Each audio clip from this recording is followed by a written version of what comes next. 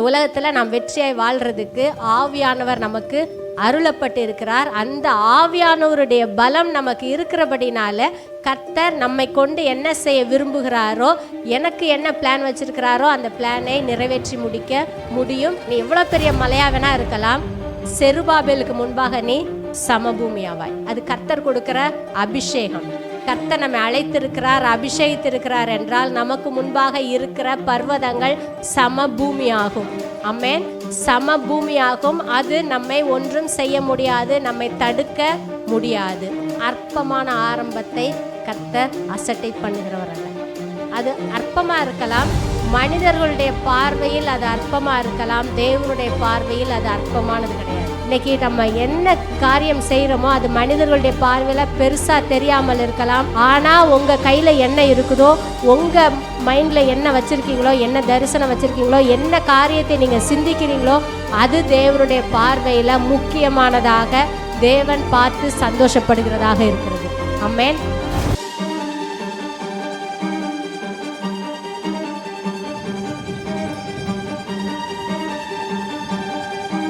கர்த்தர் நல்லவர். ஆமென். கர்த்தர் நல்லவர். நம்முடைய வாழ்க்கையில் நன்மைகளை செய்கிற நல்ல தேவனாய் இருக்கிறார். நல்ல காரியங்களை கற்றுக் கொடுக்கிற தேவனாய் இருக்கிறார். கர்த்தர் யார் என்பதை இந்த நாளில் நம்ம தியானிக்க போகிறோம். வாசிப்போம். சகரியா தீர்க்கதரிசியினுடைய புத்தகம் 4வது அதிகாரம் 6-10 வசனங்கள். சகரியா 4:6 வாசிக்கிறேன். அப்பொழுது அவர் செருபாபேலுக்கு சொல்லப்படுகிற கர்த்தருடைய வார்த்தை என்னவென்றால், பலத்தினாலும் அல்ல, பராக்கிரமத்தினாலும் அல்ல, என்னுடைய ஆவியினாலேயே ஆகும் என்று சேனைகளின் கர்த்தர் சொல்லுகிறார். பெரிய பர்வதமே நீ எம்மாத்திரம், செருபாபேலுக்கு முன்பாக நீ சமபூமியாவாய். தலைக்கல்லை அவன் கொண்டு வருவான், அதற்கு கிருபை உண்டாவதாக, கிருபை உண்டாவதாக என்று ஆர்ப்பரிப்பார்கள் என்றார். பின்னும் கர்த்தருடைய வார்த்தை எனக்கு உண்டாகி, அவர், செருபாபேலின் கைகள் இந்த ஆலயத்துக்கு அஸ்திபாரம் போட்டது, அவன் கைகளே இதை முடித்து தீர்க்கும். அதனால் சேனைகளின் கர்த்தர் என்னை உங்களிடத்திற்கு அனுப்பினார் என்று அறிவாய். அற்பமான ஆரம்பத்தின் நாளை யார் அசட்டை பண்ணலாம்? பூமியெங்கும் சுற்றி பார்க்கிறவைகளாகிய கர்த்தருடைய 7 கண்களும் செருபாபேலின் கையில் இருக்கிற தூக்கு நூலை சந்தோஷமாய் பார்க்கிறது என்றார். இந்த சகரியா தீர்க்கதரிசி செருபாபேலை குறித்து இந்த தீர்க்க தரிசனம் சொல்லுறாரு. இது எந்த சமயத்தில் நடந்ததுன்னு தெரிஞ்சுக்கணும்னா, இப்போ நம்ம 2026 இருக்கோம். ஒரு 2500 வருஷங்களுக்கு முன்னால் நம்ம போனால் இந்த சம்பவம் அங்கே நடந்தது. 2வது முறையாக தேவாலயம் கட்டப்பட்டது. நமக்கு தெரியும், முதல் தேவாலயம் தாவீது கட்ட விரும்பினார். தேவனுக்கு நான் ஒரு அரண்மனை கட்டணும், ஆலயத்தை கட்டணுன்ற விருப்பம் தாவீதுக்கு இருந்தது. ஆனால் கர்த்தர் தாவீதுகிட்ட சொன்னார், நீ கட்ட மாட்ட, உன்னுடைய குமாரன் சாலமோன் தான் கட்டுவான்னு சொன்னார். அப்போ தாவீது நிறைய பொன்னும் வெள்ளியும் சவதரித்து சேர்த்து வச்சார். அதுக்கான இடத்தையும் பார்த்து வச்சார், ஆலயம் கட்டுறதுக்காக பொருளையும் சேர்த்து வச்சார். சாலமோன் ராஜாவான பிறகு 7 வருஷம் செலவு பண்ணி ரொம்ப பிரம்மாண்டமாக தேவனுக்கு ஆலயத்தை கட்டினார். அந்த ஆலயம் ஜனங்களெல்லாம் ஆராதிச்சாங்க. ஆனால் சாலமோனுக்கு அப்புறம் ராஜ்யம் 2ஆக பிரிந்தது. வட தேசம் தென் தேசம்னு பிரிஞ்சிருச்சு. ஜனங்கள் கொஞ்சம் கொஞ்சமாக கர்த்தரை விட்டு விலக ஆரம்பித்தாங்க. தேவனுக்கு பலி செலுத்தாமல் அந்நிய தெய்வங்களுக்கு பலியிட ஆரம்பித்தாங்க. கொஞ்சம் கொஞ்சமாக விலகி போனதுனால ஒரு சமயம் வரும்போது கர்த்தர் புறஜாதிகளுடைய மற்ற ஜனங்களுடைய கையில் அவங்கள ஒப்பு கொடுத்தார். வேதத்தை வாசித்தா உங்களுக்கு புரியும் எல்லாமே. முதல்ல அசீரியர்கள் இஸ்ரவேலரை சிறைப்பிடிக்கிறாங்க. அதுக்கப்புறம் பாபிலோனியர்கள் நேபுகாத்நேச்சார் ராஜா யூதா தேசத்தையும் பிடிக்கிறான். அதுக்கப்புறம் கர்த்தர் சொல்லியிருந்த வார்த்தையின்படியே 70 வருஷம் அவங்க சிறையிருப்பில் இருந்தாங்க. 70 வருஷம் அந்நிய தேசத்தில் சிறை பிடிக்கப்பட்டு அங்கே ஒரு அகதி போல் எந்த உரிமையும் இல்லாமல் அங்கே வாழ்கிறாங்க. அந்த சமயத்தில் கர்த்தர் கோரேஸ் என்கிற ராஜாவை எழுப்பினார். அவர் சொல்கிறாரு, யார் யார் நீங்கள் எருசலேமுக்கு போக விரும்புகிறீங்களோ நீங்கள் எல்லாரும் போகலாம், உங்கள் தேவனுடைய ஆலயத்தை நீங்கள் போய் கட்டலாம்னு சொல்லி நேபுகாத்நேச்சார் ராஜா கொண்டு போன பொன் வெள்ளி பனிமுட்டுகள் எல்லாத்தையும் கொடுத்து அனுப்புகிறாரு. இப்போ இங்கே வர்றாங்க. இந்த சம்பவத்தை நீங்கள் வாசிக்கணும்னா எஸ்ரா 1 அதிகாரத்துலேருந்து படிச்சிங்கன்னா தெரியும். திருப்பி வர்றாங்க. 3வது அதிகாரத்தில் வாசிக்கலாம். பலிபீடத்தை செப்பனிட்டு முதல்ல பலி செலுத்துகிறாங்க. தேவனுக்கு நிறைய வருஷங்களுக்கு பிறகு பலி செலுத்துகிறாங்க. அதுக்கப்புறம் ஆலயத்தை கட்டணும். அந்த இடத்துல ஆலயத்தை கட்டுறதுக்காக அஸ்திவாரம் போடுறாங்க. சாலமோன் கட்டின அந்த பிரம்மாண்டமான அந்த ஆலயம் நேபுகாத்நேச்சார் ராஜாவால் அழிக்கப்பட்டது, தீக்கிரையாக்கப்பட்டது. அந்த பில்டிங்கே ரொம்ப மோசமாக பாழாய் கிடந்து 70 வருஷம் அப்படியே கிடந்தது. அதுக்கு பிறகு ஒரு டீம் அங்கே போகிறாங்க. அதில் முக்கியமாக செருபாபேல் தான் ஆலயத்தை கட்டுறதுக்கு கர்த்தர் அபிஷேகம் பண்ணியிருக்கிறார். இப்போ போய் அங்கே வேலையை ஸ்டார்ட் பண்ணுறாங்க. ஆலயத்துக்கு அஸ்திவாரம் போடுறாங்க. எஸ்ரா 3ஆவது அதிகாரத்தில் வாசிச்சிங்கன்னா தெரியும்.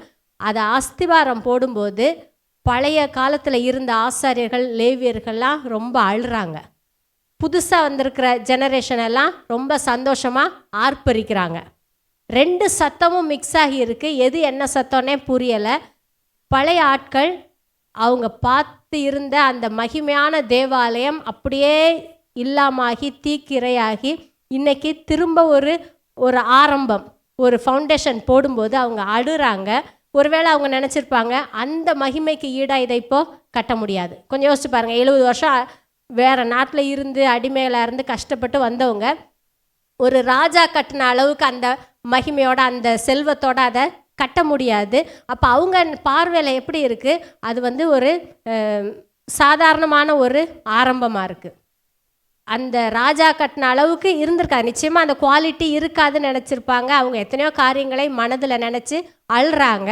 அந்த அஸ்திவாரம் போட்டு எப்படியாவது நம்ம தேவாலயத்தை கட்டிடணும், ராஜா நமக்கு பர்மிஷன் கொடுத்துட்டாருன்னு சொல்லி ஆரம்பித்து அவங்களால உடனே கட்ட முடியலை. 2வது வருஷமே அங்கே இருக்கிற லோக்கலில் இருக்கிற மக்களால் பெரிய பிரச்சனை. அதை தடை பண்ணுறதுக்கு ராஜாவுக்கு எழுதுகிறாங்க. நிறைய காலங்கள் தடையாயிருச்சு. இப்போ அவங்க நினச்சி வந்த மாதிரி உடனே அதை கட்ட முடியலை. அந்த சமயத்தில் தான் கர்த்தர் தன்னுடைய தீர்க்கதரிசிகளை கொண்டு, சகரியாவை கொண்டு, அப்புறம் ஆகாய் தீர்க்கதரிசியை கொண்டு கர்த்தர் பேசுகிறார். இந்த ஆலயம் கிட்டத்தட்ட 17 வருஷம் கட்ட முடியாமல் இருந்து அதுக்கப்புறம் தான் கட்டி முடிக்கிறாங்க. 536, அதாவது கிமு கிறிஸ்துவுக்கு முன்னால் இருந்து 536 கட்ட ஆரம்பித்து அவங்க கட்டி முடிக்கும்போது 516ன்னு சொல்கிறாங்க. ஏன்னா அங்கேருந்து இறங்கிக்கிட்டே வரும் வருஷங்கள். 516 தான் ஆலயம் கட்டி முடித்தாங்கன்னு சொல்கிறாங்க. ஒரு கிட்டத்தட்ட 16-17 வருஷங்கள் அப்படியே நின்று போச்சு. அந்த நின்ன காலத்தில் தான் கர்த்தர் தன்னுடைய ஜனங்களோட பேசுகிறாரு. இப்போ வாசிப்போம் 6வது வசனத்தை. அப்பொழுது அவர், செருபாபேலுக்கு சொல்லப்படுகிற கர்த்தருடைய வார்த்தை என்னவென்றால், பலத்தினாலும் அல்ல, பராக்கிரமத்தினாலும் அல்ல, என்னுடைய ஆவியினாலேயே ஆகும் என்று சேனைகளின் கர்த்தர் சொல்லுகிறார். முதல்ல அவங்களுக்கு ஒரு காரியத்தை சொல்கிறாரு. உன்னுடைய பலத்தினால நீ உன்கிட்ட என்ன இருக்கோ அந்த ஸ்ட்ரென்த்தை கொண்டு இந்த காரியத்தை செய்ய முடியாது. இது தேவனுக்கு கட்டுற ஒரு காரியம். கர்த்தர் தான், அவர் விரும்பி தான் மக்களை அந்த இடத்துக்கு திரும்ப கொண்டு போயிருக்கிறாரு. செருபாபேலை கர்த்தர் அனாயின் பண்ணியிருக்கிறாரு, இந்த காரியத்துக்காக அப்பாயிண்ட் பண்ணியிருக்கிறாரு. கர்த்தரை அப்பாயிண்ட் பண்ணியிருந்தா கூட செருபாபேல் தன்னுடைய பலத்தை கொண்டு அதை செய்ய முடியாது.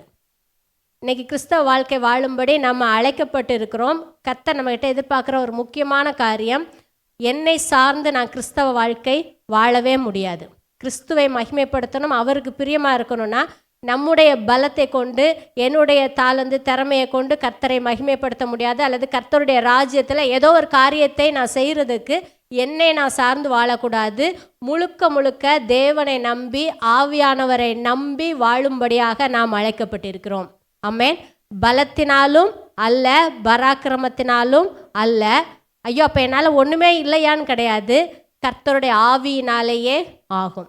கர்த்தருடைய ஆவியினாலே இந்த காரியம் கட்டி முடிக்கப்படும்ன்றத கர்த்தர் முதல்ல அவங்களுக்கு சொல்கிறாரு. இந்த உலகத்தில் நாம் வெற்றியாய் வாழ்கிறதுக்கு ஆவியானவர் நமக்கு அருளப்பட்டு இருக்கிறார். அந்த ஆவியானவருடைய பலம் நமக்கு இருக்கிறபடினால கர்த்தர் நம்மை கொண்டு என்ன செய்ய விரும்புகிறாரோ, எனக்கு என்ன பிளான் வச்சிருக்கிறாரோ அந்த பிளானை நிறைவேற்றி முடிக்க முடியும். அதற்கான ஆற்றலை கொடுக்கறதுக்கு ஆவியானவர் நமக்குள்ளே இருக்கிறார். எந்த சூழ்நிலையிலும் நம்மை சார்ந்து கொள்ள வேண்டாம். நிறைய படிச்சிருக்கலாம், ஓகே, நிறைய பணம் இருக்கலாம், எல்லாமே ஓகே, வசதி வாய்ப்புகள் அல்லது என்ன இருந்தாலும் பரவாயில்ல, அதன் மேலே நம்முடைய நம்பிக்கையை வச்சா தேவனுடைய ராஜ்யத்தில் பிரயோஜனப்பட முடியாது. ஒருவேளை நம்முடைய ராஜ்யத்தை கட்டுறதுக்கு அந்த இதெல்லாம் நம்முடைய ஆலோசனை, நான் ரொம்ப ஞானமாக ட்ரிக்காக இது பண்ணுவேன் அது பண்ணுவேன்றது, நம்முடைய ராஜ்யத்தை நம்முடைய உலக பிரகாரமான சில காரியங்களை வேணால் அதை பயன்படுத்தலாம். தேவனுடைய ராஜ்யத்தில் பயன்படுவதற்கு தேவனுடைய ஆவியானவருடைய பலன் அவசியம். அடுத்த வசனம், பெரிய பர்வதமே நீ எம்மாத்திரம், செருபாபேலுக்கு முன்பாக நீ சமபூமியாவாய், தலைக்கல்லை அவன் கொண்டு வருவான். கொஞ்சம் யோசிச்சு பாருங்க, தடைப்பட்டு இருக்கு. அந்த சமயத்தில் கர்த்தர் சொல்றாரு, செருபாபேல் அந்த தலைக்கல்லை கொண்டு வருவான். அவன் ஆரம்பிச்சிருக்கிறான், அஸ்திவாரம் போட்டாச்சு, ஆனால் முடிக்க முடியலை. தலைக்கல்லை, அந்த ஃபினிஷிங் மேலே இருக்கிற அந்த கேப்ஸ்டோனை அவன் கொண்டு வந்து வைப்பான். பெரிய பர்வதமே நீ எம்மாத்திரம், தடையாக இருக்கிறத அந்த தடைகளை, மனிதர்கள் மூலமாக வர்ற தடைகளை கர்த்தர் ஒரு பெரிய பர்வதம் மாதிரி மலையாக இந்த இடத்துல காண்பிக்கிறார். நீ எவ்வளோ பெரிய மலையாக வேணா இருக்கலாம், செருபாபேலுக்கு முன்பாக நீ சமபூமியாவாய். அது கர்த்தர் கொடுக்கிற அபிஷேகம். கர்த்தர் நம்மை அழைத்திருக்கிறார், அபிஷேகித்திருக்கிறார் என்றால் நமக்கு முன்பாக இருக்கிற பர்வதங்கள் சமபூமியாகும். ஆமென், சமபூமியாகும். அது நம்மை ஒன்றும் செய்ய முடியாது, நம்மை தடுக்க முடியாது. ஏன்னா ஆவியானவருடைய பலம் நமக்கு இருக்கு. ஆவியினாலே ஆகும்னு சொல்லிட்டாரு. அந்த ஆவியானவர் இருக்கிறதுனால நீ எம்மாத்திரம். நமக்கு முன்னால் இருக்கிற பிரச்சனைகளை பார்த்து தைரியமாக சொல்லுங்க, நீ எம்மாத்திரம், நீ எம்மாத்திரம். நீ ஒருவேளை பெரிய பொருளாதார பிரச்சனையாக இருக்கலாம், நெருக்கடியாக இருக்கலாம், பிள்ளைகள் மூலமாக பிரச்சனையாக இருக்கலாம், அல்லது பக்கத்தில் வேலை பார்க்குற இடத்துல, அல்லது வியாதியாக இருக்கலாம். எந்த பிரச்சனையாக இருந்தாலும் சொல்லுங்கள், நீ எம்மாத்திரம், கர்த்தருடைய ஆவியானவர் என்னோடு இருக்கிறார். அடுத்த வசனம், பின்னும் கர்த்தருடைய வார்த்தை எனக்கு உண்டாகி, அவர் செருபாபேலின் கைகள் இந்த ஆலயத்துக்கு அஸ்திவாரம் போட்டது, அவன் கைகளே இதை முடித்து தீர்க்கும். எந்த செருபாபேல் ஆரம்பித்தானோ, ஒருவேளை அவங்களுக்கு பயமாக இருந்திருக்கும், நம்ம ஜெனரேஷனில் இப்போ ஆரம்பிச்சிட்டோம், இதை நம்முடைய தலைமுறையில் கட்ட முடியுமா, நானே இதை கட்டி முடிப்பேனான்ற சந்தேகமே அவங்களுக்கு வந்திருக்கும். ஏன்னா 5 வருஷம் ஆகுது, 10 வருஷம் ஆகுது, எந்த முன்னேற்றமும் இல்லை, அடுத்து கட்ட முடியலைன்னு சொல்லும்போது அவங்களுக்கு ஒரு சந்தேகம் வந்திருக்கும். கர்த்தர் சொல்கிறாரு, அவன் கைகளே இதை முடித்து தீர்க்கும். நம்முடைய கர்த்தர் ஒரு காரியத்தை அவர் செய்ய ஆரம்பித்தார்னா அவர் முடிப்பார். ஆமென். கர்த்தர் எந்த காரியத்தையும் பாதியில் நிறுத்துறது கிடையாது. அதனால் நம்ம வாழ்க்கையிலையும் எதையும் பாதியில் அவர் நிறுத்துறதே கிடையாது. செருபாபேல் ஆரம்பித்தான், அவன் கைகளே அதை முடித்து தீர்க்கும். ஒரு மனிதனை குறித்து கர்த்தர் என்ன தரிசனம் வைத்தாரோ, என்ன திட்டம் போட்டு அனுப்பினாரோ, அதை முடிக்கிறதுல கர்த்தர் கவனமாக இருக்கிறார். ஆமென். பிலிப்பியர் 1 அதிகாரத்தில் சொல்லியிருக்கு, நமக்குள்ள நற்கிரியை ஆரம்பித்த தேவன் அதை கிறிஸ்துவின் நாள் வரைக்கும் முடிய நடத்தி வருவார். நமக்குள்ள ஒரு நற்கிரியை கர்த்தர் ஆரம்பிச்சிட்டார்ல. நம்ம தேவனை அறியாமல் இருந்தோம், ஏதோ எங்கேயோ இருந்தோம். நமக்குள்ள ஒரு நற்கிரியை, ஆவியானவருடைய கிரியை நடந்து நம்ம இந்த இடத்துல வச்சிருக்கிறாரு. அதை ஆரம்பித்த தேவன் கிறிஸ்துவின் நாள் வரைக்கும் அதை முடி அவர் நடத்துவார். எதை அவர் ஸ்டார்ட் பண்ணுறாரோ அதை அவர் பரிபூர்ணப்படுத்துகிறவர். ஆமென். நமக்கு விசுவாசத்தை துவக்கினவர் அவர், அதை பரிபூர்ணப்படுத்துகிறவரும் அவர்தான். அடுத்த வசனம், அற்பமான ஆரம்பத்தின் நாளை யார் அசட்டை பண்ணலாம், பூமி எங்கும் சுற்றி பார்க்கிறவைகளாகிய கர்த்தருடைய 7 கண்களும் செருபாபேலின் கையில் இருக்கிற தூக்கு நூலை சந்தோஷமாய் பார்க்கிறது. ஆமென். அற்பமான ஆரம்பத்தின் நாளை யார் அசட்டை பண்ணலாம். இவங்க ஸ்டார்ட் பண்ணிட்டாங்க, அது எல்லாருடைய பார்வையிலும் ஒரு அற்பமான, ஒரு சின்ன சாதாரணமான காரியமாக தான் தெரியுது. ஏன்னா அந்த முன்னாடி இருந்த ஆலயத்தோட கம்பேர் பண்ணும்போது அது ஒரு சாதாரணமானது, அற்பமான ஒரு ஆரம்பம். ஆனால் கர்த்தர் சொல்கிறாரு, அற்பமான ஆரம்பத்தின் நாளை யார் அசட்டை பண்ணலாம். அசட்டை பண்ண கூடாது. ஏன்னா அற்பமான ஆரம்பங்களை கர்த்தர் அசட்டை பண்ணுகிறவர் அல்ல, அதை ஆசிர்வதிக்கிறவர். ஆமென். இன்னைக்கு நம்முடைய செய்தியின் தலைப்பு அற்பமான ஆரம்பங்கள். அதை குறித்து தான் நம்ம பேச போகிறோம். கர்த்தர் அற்பமான ஆரம்பங்களை அசட்டை பண்ணுகிறவர் அல்ல, அதை ஆசீர்வதிக்கிறவர். அதனால தான் கர்த்தர் சொல்கிறாரு, அவன் கைகளே அதை முடித்து தீர்க்கும். இந்த செருபாபேல் கட்ட ஆரம்பிச்சிட்டாரு. அவர் கையில் இருக்கிற அந்த தூக்கு நூலை, இந்த மட்டம் பார்க்குறதுக்கு வச்சுருப்பாங்களே அந்த தூக்கு நூலை கர்த்தருடைய 7 கண்களும் சந்தோஷமாய் பார்க்கிறது. கர்த்தர் அதை இன்னும் கட்டடம் கட்டி முடிக்கலை, ஏதோ பெருசாக அவர் சாதித்த பிறகு அதை பார்த்து தேவன் பிரியப்பட்டு அதில் சந்தோஷமாக அதை பார்க்கல. இப்போ தான் ஆரம்பிக்கிறாங்க. கையில் வேற ஒன்றும் கிடையாது, அந்த தூக்கு நூல் தான் இருக்குது. அதை கர்த்தருடைய கண்கள் சந்தோஷமாய் பார்க்கிறது. நம்முடைய தேவன் ரொம்ப நல்லவர். இந்த உலகம் என்ன செய்யணும்னா, நம்ம ஏதோ ஒன்று சாதிச்சிட்டோம்னா அதுக்கப்புறம் நம்ம ஒரு வேளை அப்ரிஷியேட் பண்ணுவாங்க. நம்ம ஆரம்பிக்கும் போது டிஸ்கரேஜ் பண்ணுறதுக்கு நிறைய பேர் இருப்பாங்க. ஆனால் கர்த்தர் ஆரம்பிக்கும்போது அது சாதாரணமான சின்ன ஒரு ஆரம்பமாக இருந்தால் கூட, அற்பமானதாக இருந்தால் கூட, கர்த்தர் அதை சந்தோஷத்தோடு பெருமையோடு பார்க்குறாரு. என் பிள்ளை இதை செய்ய போகிறான், என் பிள்ளை இதை செய்ய போகிறான்னு சொல்லி ஆரம்பிக்கும் போதே அதை சந்தோஷத்தோட பார்க்கிற தேவன், நல்ல தகப்பன். அப்படி தானே? அதை சந்தோஷமாக பார்க்குறாரு. நம்ம பிள்ளைங்க சின்னதாக அது கையில் பென்சிலை பிடிச்சி ஒன்றும் போட தெரியாது, சும்மா கிறுக்கும், அதை பார்த்து சந்தோஷப்பட்டிருக்கோமா? அது ஒன்றும் பெருசாக எழுதியிருக்காது, ஒன்றும் எக்ஸாமெல்லாம் எழுதியிருக்காது, எதுவுமே தெரிஞ்சிருக்காது. ஆனால் அந்த பென்சிலை பிடிச்சிட்டு அதையும் சரியாக கூட பிடிச்சிருக்காது, ஏதோ ஒரு மாதிரியாக பிடிச்சிட்டு அது எழுத ஆரம்பிக்கும் போதே நம்ம சந்தோஷப்பட்டிருக்கோம். நம்முடைய தகப்பனும் அதே போல தான். செருபாபேலின் கையில் இருக்கிற தூக்கு நூலை பூமியெங்கும் உலாவுகிற அவருடைய 7 கண்களும் சந்தோஷமாய் பார்க்கிறது. அவருடைய முழு கவனம் செருபாபேலின் மேலே இருக்குது, அவர் கையில் இருக்கிற தூக்கு நூல் மேலே இருக்குது. ஆமென். கர்த்தர் எல்லாத்தையும் பார்க்குறாரு. அண்ட சராசரங்களை உருவாக்கின தேவன், அப்படிப்பட்ட பெரிய மகத்துவமான தேவன் அற்பமான ஆரம்பங்களை அசட்டை பண்ணுவது கிடையாது. அற்பமானதாக இருந்தால் கூட அது அவர் ரொம்ப வேல்யூ பண்ணுகிறார், அதை முக்கியமாக நினைக்கிறார், அதை பார்த்து சந்தோஷப்படுகிறார். ஆமென். இந்த உலகத்தில் அற்பமான ஆரம்பத்தை யாரும் அவ்வளோ விரும்புகிறது கிடையாது. அதை யாரும் விரும்புவோமா? விரும்ப மாட்டோம். கோலாகலமான ஆரம்பம் அல்லது ஒரு கிராண்ட் ஓப்பனிங், அந்த வார்த்தைகள் தான் நம்ம யூஸ் பண்ணுவோம். பிரம்மாண்டமான திறப்பு விழா, அந்த ஒரு பிரம்மாண்டம், கோலாகலம், அப்படி காரியங்களை தான் நம்ம விரும்புகிறோம். தேவன் அப்படி சொல்லலை. அப்படிப்பட்ட பிரம்மாண்டமான ஒரு ஆரம்பத்தை நான் விரும்புகிறேன்னு சொல்லலை. அற்பமான ஆரம்பத்தை கர்த்தர் அசட்டை பண்ணுகிறவர் அல்ல. அது அற்பமாக இருக்கலாம், மனிதர்களுடைய பார்வையில் அது அற்பமாக இருக்கலாம், தேவனுடைய பார்வையில் அது அற்பமானது கிடையாது.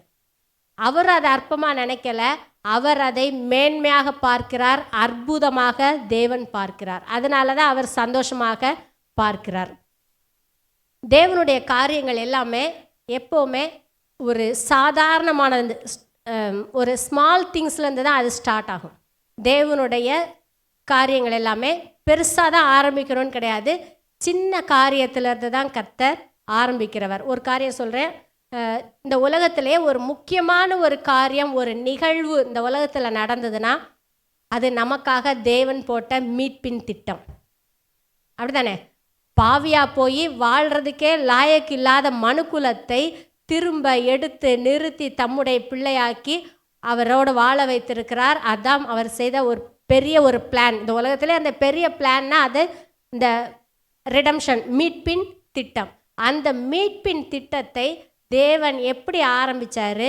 ஒரு சாதாரண ஒரு குழந்தையாக ஒரு சாதாரண குடும்பத்தில் பிறந்தார் கிறிஸ்து. பிறக்கும்போது எந்த அமர்க்களம் கிடையாது, ஆர்ப்பாட்டம் கிடையாது, ஆரவாரம் கிடையாது. சைலண்ட் நைட், ஒரு அமைதியான ஒரு இரவில், ஒரு ஆட்டு தொழுவத்தில், ஒரு முன்னணையில் சாதாரண ஒரு குழந்தையாக வந்தார். அற்பமான ஒரு ஆரம்பம். அப்படி தானே? அதை கொண்டாடுறதுக்கு யாரும் அங்கே பெருசாக இல்லை. ராஜா வீட்டில் பிறந்திருந்தா கொண்டாடி இருப்பாங்க. இப்போ நம்ம பார்க்குறோம், அந்த கல்யாணத்துலலாம் பார்த்தீங்கன்னா பொண்ணு அழைச்சிட்டு வருவாங்க, இல்லை நம்ம மாப்பிள்ளை உள்ளே என்ட்ரி ஆகும்போது பட்டாசு போடுவாங்க, பேண்டு, பயங்கர சவுண்டு, மியூசிக்கு. அந்த என்ட்ரியே எப்படி இருக்கும்னா அமர்க்கலப்படுத்துகிற மாதிரி ரொம்ப ரொம்ப சவுண்டாக இருக்கும். மியூசிக்கு, டிஜே, என்னென்னோ பண்ணுறாங்க. கர்த்தர் தேவாதி தேவன் இந்த உலகத்துக்குள்ளே வந்தார், மனுவாக பிறந்து வந்தார், எந்த ஆரவாரம் இல்லாமல் அமைதியாக பிறந்தார். உலகத்திலே ஒரு பெரிய ஒரு என்ட்ரினா, மாஸ் என்ட்ரினா, தேவன் மனுஷனாக வந்த அந்த என்ட்ரி தான் மாஸாக கொண்டாட வேண்டிய என்ட்ரி. ஆனால் அது அமைதியான ஒரு ஆரம்பம். அதில் எந்த இதுவும் கிடையாது. அற்பமான மேய்ப்பர்களுக்கு தான் அந்த செய்தி சொல்லப்பட்டது. அவங்கக்கிட்ட கொயர் பாடினாங்க, தேவதூதர்கள் பாடினாங்க. பெருசாக யாரும் பார்க்குறதுக்காக கிடையாது, அந்த மேய்ப்பர்கள் செய்தியை அறிந்து கொள்வதற்காக தான் வந்தாங்க. ஒரு அற்பமான ஆரம்பமாக காணப்பட்டது. ஆனால் தேவனுடைய பார்வையில் அது அற்பமானது கிடையாது. அது முக்கியமான ஒரு நிகழ்வு, முக்கியமான ஒரு காரியம்.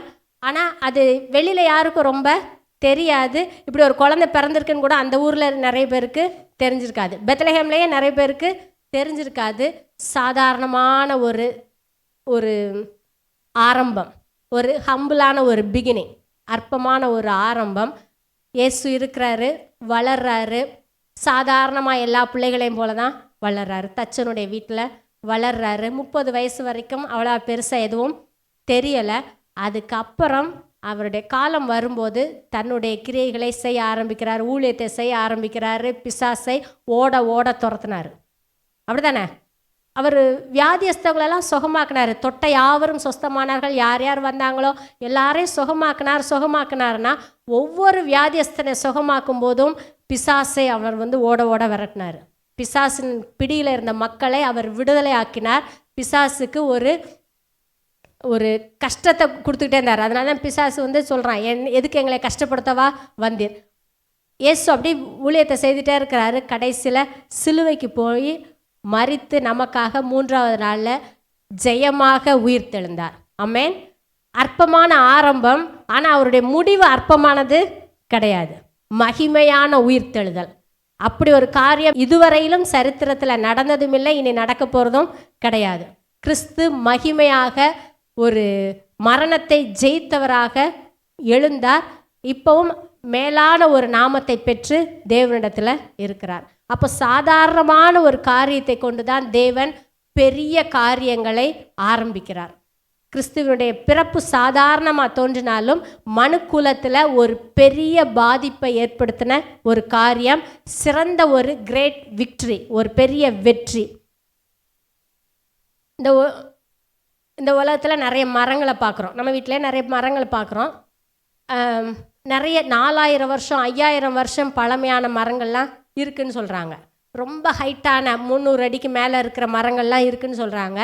அவ்வளோ பெரிய பிரம்மாண்டமான மரங்கள், இவ்வளோ வருஷ காலங்களாக இருக்கிற மரங்கள் எல்லாம் எப்படி ஆரம்பிச்சிருக்கும்? ஒரு சின்ன விதை, அப்படி தானே? அதனுடைய ஆரம்பம் எப்படி இருந்திருக்கும்? ஒரு சாதாரண ஒரு விதை. எல்லா விதையும் போடுற மாதிரி அதுவும் கீழே மண்ணில் விழுந்திருக்கும். கொஞ்ச நாள் அது முளைச்சி வளர்ந்து அதனுடைய பிற்பாடு அதனுடைய தோற்றத்தை பார்க்கும்போது இதிலேருந்து அது வந்துச்சு அப்படின்னு நம்ம சந்தேகப்படுற மாதிரி இருக்கும். அப்படி தானே? நம்ம சில நேரம் சாப்பிட்டுட்டு சும்மா ஒரு மாங்கொட்டையை போட்டிருப்போம், அது வளர்ந்து வருஷ காலமாக வீட்டில் பலன் கொடுக்குறதா இருக்கும். அது போடும்போது நமக்கு தெரியாது, இப்படி ஒரு பலன் அதிலேருந்து வருன்றது நமக்கு தெரியாது. தேவன் ஏற்படுத்துகிற காரியங்கள் எல்லாமே இப்படி தான் இருக்கும். அற்பமான ஆரம்பங்களாக இருக்கும்.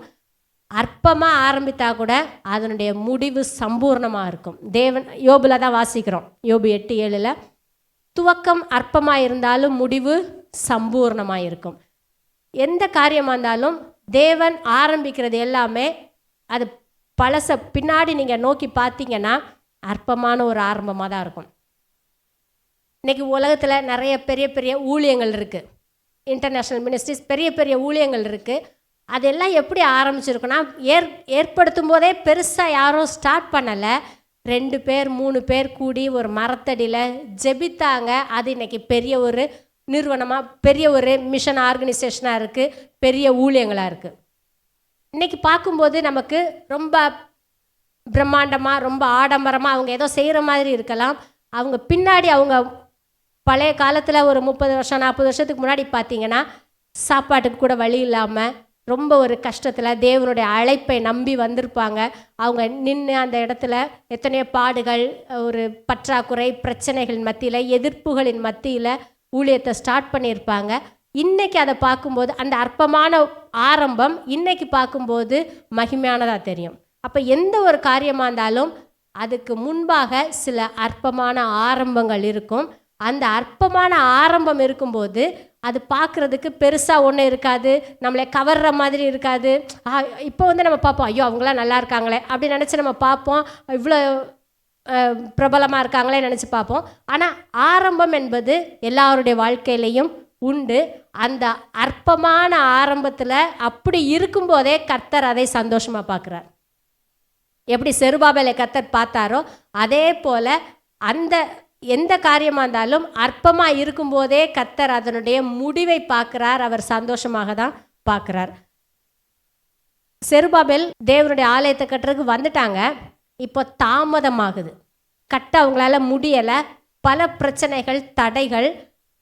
இந்த சமயத்தில் தான் கர்த்தர் சொல்கிறாரு, பெரிய பர்வதமே நீ எம்மாத்திரம், செருபாபேலுக்கு முன்பாக நீ சமபூமியாவாய். சில நேரங்களில் கர்த்தர் நம்மை அழைத்திருக்கிறாரு. நம்ம நினைப்போம், கர்த்தர் தானே எனக்கு இந்த வேலையை தந்தார், அல்லது கர்த்தருடைய வார்த்தை சொல்லி தான் நான் இந்த குடும்ப வாழ்க்கைக்குள்ளே போனேன், கர்த்தர் தான் இதை எனக்கு தந்தார், கர்த்தர் தான் இந்த காரியத்தை செய்ய சொன்னார், இந்த ப்ராஜெக்டை ஆரம்பிக்க சொன்னார், கர்த்தர் தான் இந்த ஊழியத்தில் என்னை வர சொன்னார், கர்த்தர் தான் சொன்னார். ஆனால் ஏன் இவ்வளோ பிரச்சனை? நம்ம சில நேரங்களில் நம்ம சோர்ந்து போகலாம். ஆனால் அந்த அற்பமான ஆரம்பத்தின் சமயத்தில் தடைகளை பிசாசு நிறையவே கொண்டு வருவான். இவங்களுக்கு அப்படி தான் செருபாபேலுக்கு தடைகள் வந்தது. ஆனால் ஒரு காரியத்தை புரிஞ்சுக்கணும், பிசாசு எந்த விதமான எதிர்ப்புகளை, எதிரான சூழ்நிலைகளை நமக்கு விரோதமாக கொண்டு வந்தாலும் அது நம்மை தடை செய்யாது. தாமதப்படுத்தலாம், சில நேரங்களில் தாமதங்களை கொண்டு வரலாம். ஆனால் அந்த தாமதங்கள் நம்மை தடை செய்யாது. நமக்குன்னு ஒரு ஓட்டத்தை கர்த்தர் வச்சிருக்கிறார் பார்த்தீங்களா, அந்த ஓட்டத்தை தடை செய்கிறதுக்கு பிசாசு நிறைய காரியங்களை நம்ம போக வேண்டிய பாதையில் கொண்டு வந்து வைப்பான். அதை எல்லாத்தையும் தடைகளை தாண்டி நம்ம போய் சேர முடியும். காரணம் என்னன்னா, கர்த்தர் நம்ம கூட இருக்கிறார், ஆவியானவர் இருக்கிறார். தாமதங்களை அவன் கொண்டு வரலாம், ஆனால் அது நமக்கு தடையாக மாறாது. அப்படி தடைகளை கொண்டு வரும்போது அப்போ தான் நம்ம சொல்லணும், நீ எம்மாத்திரம், எனக்கு முன்னாடி நீ சமபூமியாவாய், உன்னால் என்னை எதுவும் செய்ய முடியாது. எல்லாருக்கும் முன்னாடி சொல்ல முடியாட்டா கூட வீட்டில் தனியாக இருந்து நீங்கள் சொல்லுங்கள், உங்கள் வியாதியோ உங்கள் பிரச்சனையோ என்னதோ அதை பார்த்து சிரித்து நீங்கள் சொல்லுங்கள், உன்னால் என்னை எதுவும் செய்ய முடியாது. இன்றைக்கி நீ பெருசாக தெரியலாம், ஆனால் நீ என்னுடைய ஓட்டத்தை தடை செய்ய முடியாது, நீ என்னை எந்த விதத்திலும் நீ என்னை அசைக்க முடியாது, நீ எம்மாத்திரன்றத சொல்லுங்கள். கர்த்தர் நம் சார்பில் நம் பட்சமாக இருக்கிறார், ஆவியானவர் நமக்காகவே இருக்கிறார். ஆமென். கர்த்தருடைய ஆரம்பம், அவர் செய்கிற காரியங்கள் எப்போவுமே அற்பமானதாக தான் ஆரம்பிக்கும்னு சொன்னேன். இன்றைக்கி நம்ம வேதத்தில் படித்தோன்னா, ஆதியாகமம் 12 வாசித்தோன்னா பெரும்பாலும் இஸ்ரவேல் ஜனங்களை பற்றி தான் அதில் இருக்கும். வெளிப்படுத்தின விசேஷம் வரைக்கும் இஸ்ரவேல் ஜனங்கள் வந்துட்டே தான் இருப்பாங்க. அவங்கள விட்டு நம்ம பைபிளை தனியாக பிரித்து எடுக்க முடியாது. அதை எழுதுனதும் அவங்க தான், யூதர்களை கொண்டு தான் கர்த்தர் எழுத வச்சார். அவங்க எப்படி இந்த உலகத்தில் வந்தாங்கன்னா, அதுவும் ஒரு அற்பமான ஆரம்பம். ஆதியாகமம் 12வது அதிகாரத்தில் கர்த்தர் ஆபிரகாமை அழைத்தார். அழைக்கும்போது எந்த வானத்திலேருந்து பெரிய சத்தம் கிடையாது, இடி முழக்கம் கிடையாது, வெளிச்சம் கிடையாது. இப்போ பவுலை கர்த்தர் சந்தித்தார் தமஸ்குல, ஏதோ ஒரு வெளிச்சத்தையாவது பார்த்தாரு. ஆபிரகாமை கர்த்தர் அழைச்சார். ஏதாவது அவருக்கு தெரியுமா? பெருசாக எதுவும் இல்லை. ஆனால் ஒரு சாதாரணமான ஒரு அழைப்பு. அது கூட கர்த்தர் சொன்னார், நீ என் பின்னாடி வா, நான் காண்பிக்கிற தேசத்துக்கு வா, நான் உன்னை ஆசீர்வதிப்பேன். வாக்கு மட்டும்தான் கொடுத்தாரு, தன்னுடைய வார்த்தைகளை கொடுத்தாரு. அதை நம்பி ஆபிரகாம் குடும்பத்தோட வந்துட்டார். அப்போது கர்த்தரை அழைக்கும்போது அது ரொம்ப பெருசாக தெரியாது. எல்லாருக்கிட்டே அவர் சொல்ல முடியுமா, பார்த்தியா இன்னைக்கு அப்படி வந்துச்சு இப்படி வந்துச்சு, கர்த்தர் என்னை கூப்பிட்டாருன்னு சொல்கிறதுக்கு எதுவுமே இருந்திருக்காது. ஆபிரகாம் தன்னுடைய குடும்பத்தில் தன்னுடைய சகோதரர்கள்ட்டெல்லாம் சொல்லிட்டு வர்றதுக்கு எதுவுமே இருந்திருக்காது. கர்த்தரை கூப்பிட்டாருன்றது மட்டும்தான் அவருக்கு தெரியும். ஆனால் அந்த ஒரு வார்த்தையை நம்பி அவர் எல்லாத்தையும் விட்டுட்டு வந்தார். கர்த்தர் அவரை கடைசி வரையிலும் நடத்தினார். அப்போ கர்த்தர் ஒரு மனுஷனை அழைக்கும் போது கூட அது கர்த்தருக்கும் அந்த மனுஷனுக்கும் மட்டும்தான் தெரியும். இந்த உலகத்துக்கு அது எதுவும் தெரியாது. உலகத்தினுடைய பார்வையில் லூசு மாதிரி தெரியும். என்னடா எல்லாத்தையும் விட்டுட்டு குடும்பத்தெல்லாம் எடுத்துக்கிட்டு ஆபிரகாம் போகிறான், இவனுக்கு என்ன லூஸான நிறைய பேர் கல்தேர் தேசத்தில் பேசியிருப்பாங்க, கட்டாயமாக பேசியிருப்பாங்க. இவன் என்னதை நம்பி போகிறான்றது அவங்களுக்கு தெரியாது. ஆனால் கர்த்தருடைய அழைப்பு பார்க்குறதுக்கு அற்பமானதாக சாதாரணமாக தெரிந்தாலும் அந்த அழைப்பு ரொம்ப வல்லமையானது. கடைசி வரைக்கும் ஆபிரகாமையும் ஆபிரகாமுடைய சந்ததியையும் பாதுகாப்பதற்கு அந்த அழைப்பு போதுமானது. ஆமென். இன்னைக்கு வரைக்கும் இஸ்ரவேல் ஜனங்களுக்கு, யூதர்களுக்கு ஆதரவாக கர்த்தர் இருக்கிறாருன்னா அன்னைக்கு ஆபிரகாமுக்கு கொடுத்த அந்த வார்த்தை, ஆபிரகாமுக்கு கொடுத்த அழைப்பு, அழைத்த தேவன் கடைசி வரையிலும் உண்மையுள்ளவராக தான் இருப்பார். இந்த அழைப்பை குறித்து நம்ம வாசிக்கிறோம் 1 கொரிந்தியர் 1 அதிகாரத்தில் 26வது வசனத்திலிருந்து வாசிப்போம். எப்படியெனில் சகோதரரே, நீங்கள் அழைக்கப்பட்ட அழைப்பை பாருங்கள். மாம்சத்தின்படி ஞானிகள் அநேகர் இல்லை, வல்லவர்கள் அநேகர் இல்லை, பிரபுக்கள் அநேகர் இல்லை. ஞானிகளை வெட்கப்படுத்தும்படி தேவன் உலகத்தில் பைத்தியமானவைகளை தெரிந்து கொண்டார். பலமுள்ளவைகளை வெட்கப்படுத்தும்படி தேவன் உலகத்தில் பலவீனமானவைகளை தெரிந்து கொண்டார். உள்ளவைகளை அவமாக்கும்படி உலகத்தின் இழிவானவைகளையும் அற்பமாய் எண்ணப்பட்டவைகளையும் இல்லாதவைகளையும் தேவன் தெரிந்து கொண்டார். மாம்சமான எவனும் தேவனுக்கு முன்பாக பெருமை பாராட்டாதபடிக்கு அப்படி செய்தார். கர்த்தர் அழைக்கும் போதே யார் ஊர்லேயே ஞானியாக இருக்கிறான், யார் பவர்ஃபுல்லாக இருக்கிறான், பிரபுவாக இருக்கிறான், வல்லவனாக இருக்கிறான்னு பார்த்து கர்த்தர் அழைக்கிறவர் கிடையாது. மனுஷன் செலக்ட் பண்ணனா அப்படி தான் பண்ணுவோம். நம்ம அப்படி தானே பண்ணுவோம். எந்த ஒரு காரியம் வந்தாலும் திறமை இருக்கா, அவனால் செய்ய முடியுமா, அவனுக்கு எபிலிட்டி இருக்கா, நிறைய காரியங்களை நம்ம யோசிப்போம். கர்த்தர் அவர் அழைக்கும்போது ரொம்ப அழகாக எழுதியிருக்கு, ஞானிகளை வெட்கப்படுத்தும்படி பைத்தியமானவைகளை தெரிந்து கொண்டார், பலமுள்ளவைகளை வெட்கப்படுத்தும்படி பலவீனமானவைகளை தெரிந்து கொண்டார். அவருக்கு பலன் தேவை கிடையாது, ஸ்ட்ராங்கான ஆளை தான் நான் கூப்பிடணும்னு கர்த்தருக்கு அவசியம் கிடையாது. கர்த்தர் குவாலிஃபைடான தகுதியான ஆட்களை அழைப்பது கிடையாது. ஆனால் யாரை அழைக்கிறாரோ அவங்கள அழைத்த பிறகு கர்த்தரே தகுதிப்படுத்துவார். யார் பைத்தியம் மாதிரி இருந்தால் கூட அவர் அழைச்சிட்டார்னா அவர் ஞானியாக மாற்றுவார். வீக்கான ஆளாக இருந்தால் கூட, பலவீனராக இருந்தால் கூட அவர் அழைச்சிட்டாருன்னா பலவானாய் கர்த்தர் மாற்றுவார். அதுக்கப்புறம் அது அவருடைய பொறுப்பு. அவனை தகுதிப்படுத்த வேண்டியது அவருடைய பொறுப்பு. அவருடைய அழைப்புக்கு ஏற்ற மாதிரி அவர் அவனை மோல்டு பண்ணி அவனை கர்த்தர் உருவாக்கிடுவார். அதனால தான் கர்த்தர் அழைக்கும் போது இதெல்லாம் கேர் பண்ணுறதே கிடையாது. உள்ளவைகளை அவமாக்கும்படி உலகத்தின் இழிவானவைகளையும் அற்பமாய் எண்ணப்பட்டவைகளையும் இல்லாதவைகளையும் தேவன் தெரிந்து கொண்டார். எதெல்லாம் நம்ம ரிஜெக்ட் பண்ணுவோமோ, வேண்டான்னு சொல்லுவோமோ, அதை கூட கர்த்தர் அழைப்பார். அதை கூட கையில் எடுத்து கர்த்தர் பயன்படுத்துவார். ஆமென். ரொம்ப நல்ல தேவன், அப்படி தானே? நான் அவர் தேவன் என்னை பயன்படுத்தணுங்கிறதுக்காக நான் முட்டி மோதி நான் படிக்க வேண்டியதில்லை. படிக்கிற வயசில் படிங்க, அது வேற. கர்த்தர் பயன்படுத்தணுங்கிறதுக்காக நான் எந்த எஃபோர்ட் எடுக்க வேண்டியதில்லை. கர்த்தரே என்னை தகுதிப்படுத்துவார். ஏன்னா அவருடைய கண்கள் என் மேலே நோக்கமாக இருக்குது. அவர் நம்மை அழைத்திருக்கிறாருன்னா நமக்கு தேவையான அத்தனை விதத்திலையும் கர்த்தர் நம்மை தகுதிப்படுத்துவார். அது அவருடைய பொறுப்பு. இங்கே ஆபிரகாம் சாரா வாழ்க்கையிலே நம்ம அதான் பார்க்குறோம். ஆபிரகாமை அழைக்கும்போது ஆபிரகாமுக்கும் சாராளுக்கும் குழந்தை கிடையாது. நான் உன்னை பெரிய ஜாதி ஆக்குவேன்னு சொன்னார். அப்போ ஆபிரகாமுக்கும் குழந்தையே கிடையாது. 30 வயசு 40 வயசு கிடையாது, ஏற்கனவே 75 வயசு ஆயிடுச்சு. 75 வயசு வரைக்கும் குழந்தை இல்லை. அவங்கள தான் கர்த்தர் கூப்பிட்டார். எதுக்காக கூப்பிட்டாரு? பெரிய தேசத்தை உருவாக்குறதுக்கு கூப்பிட்டார். நம்மளா இருந்தால் என்ன பண்ணுவோம்? 10-12 பிள்ளை இருக்கிறவனை கூப்பிடுவோம். வரும்போதே ஒரு பெரிய கூட்டமாக ஒரு கேங்காக வரட்டும்னு நினைப்போம், அப்படி தானே? அவருக்கு ஒன்றுமே கிடையாது. அவரும் சாராளை மட்டும் கூப்பிடுறாரு. வர்றாங்க. வந்த பிறகாவது கானான் தேசத்தில் வந்தோன்னா டக்கு டக்கு டக்குன்னு வருஷத்துக்கு ஒரு பிள்ளைய பிறந்துச்சுன்னா ஈஸியாக சுதந்திரிப்பாங்களே நம்ம நினைப்போம், அப்படி தானே? டக்கு டக்குன்னு குழந்தைய கொடுத்துட்டோன்னா கொஞ்சம் அடுத்தவன் பயப்படுவான், ஒரு வில்லேஜ் ஆயிடுவாங்க, சீக்கிரமாக அந்த தேசத்தை சுதந்திரிக்க முடியும்னு நினைப்போம். எப்போவுமே நம்முடைய கால்குலேஷன் வேறு, தேவனுடைய அறிவுங்கிறது வேறு. அப்படி எதுவும் நடக்கலை. 100 வயது வரைக்கும் அவருக்கு குழந்தை பிறக்கலை. ஒரு வசனம் வாசிப்போம். எபிரேயர் 11வது அதிகாரம் 11-12 வசனம். எபிரேயர் 11-11 வசனம். விசுவாசத்தினாலே சாராளும் வாக்குத்தத்தம் பண்ணினவர் உண்மையுள்ளவர் என்றெண்ணி கற்பந்தரிக்க பலனடைந்து வயது சென்றவளாயிருந்தும் பிள்ளை பெற்றாள். ஆனபடியால் சரீரம் செத்தவன் என்று எண்ணத்தகும் ஒருவனாலே வானத்தில் உள்ள பெருக்கமான நட்சத்திரங்களைப் போலவும் கடற்கரையில் உள்ள எண்ணிறந்த மணலைப் போலவும் மிகுந்த ஜனங்கள் பிறந்தார்கள். இங்கே கர்த்தர் யூஸ் பண்ண 2 பேரும் எப்படி இருக்காங்க? கற்பந்தரிக்க பலன் இல்லாத ஒரு அம்மா.